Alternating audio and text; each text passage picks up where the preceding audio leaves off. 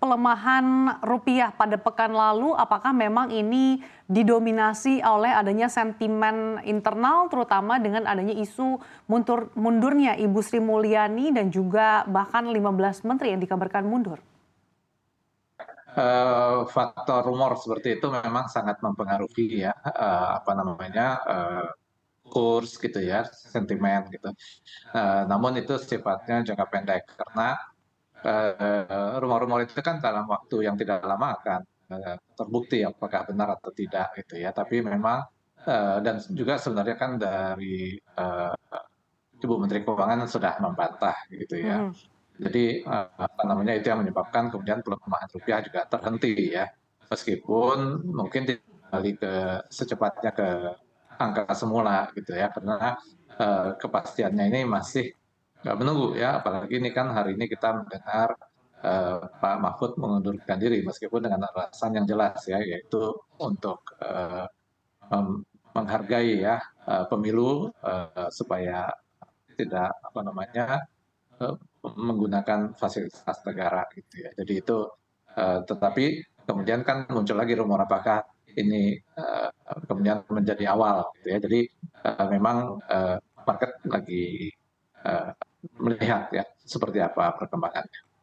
Oke, Pak Al-Fatih, tapi melihat penguatan IHSG pada hari ini yang terpangkas pada penutupan perdagangan, apakah ini menjadi faktor dari pernyataan Mahfud MD yang akan menyatakan mundur dari Kabinet Indonesia Maju? Ya kalau kita lihat kan memang market kita otomatis dipengaruhi oleh kondisi internal tapi juga eksternal.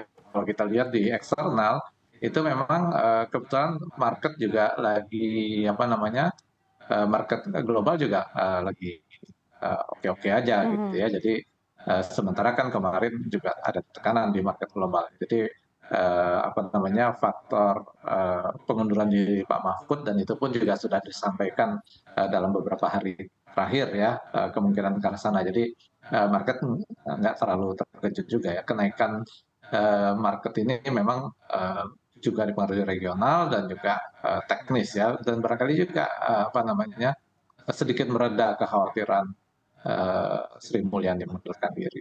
Oke, meskipun sudah mereda, tapi yang perlu kita cermati pada pekan lalu pergerakan IHSG pelemahannya cukup signifikan, yaitu lebih dari 1%.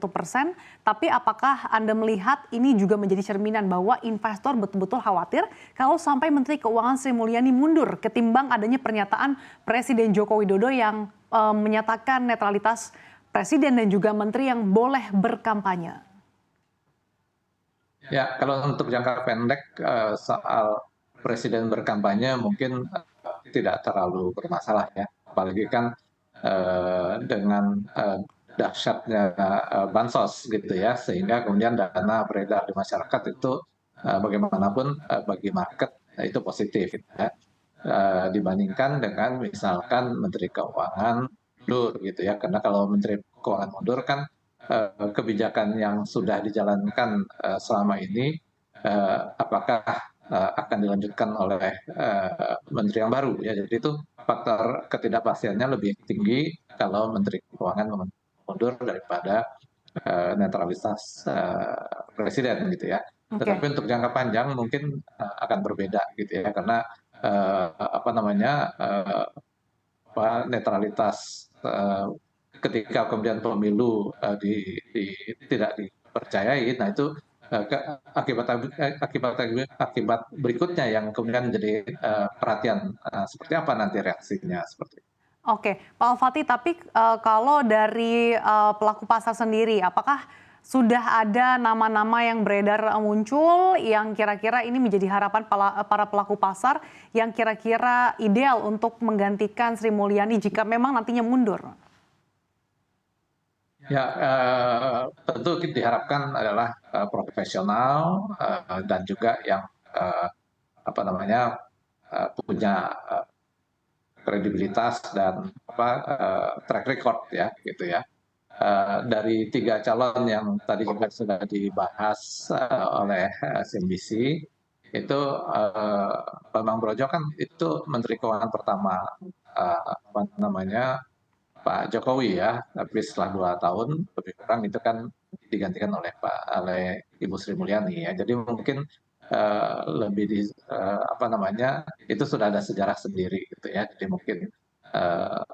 mungkin apa namanya, calon-calon yang lain juga bisa lebih menarik gitu ya. Artinya sosok dari profesional dan juga sudah memiliki track record yang sudah pasti ya Pak Fatih.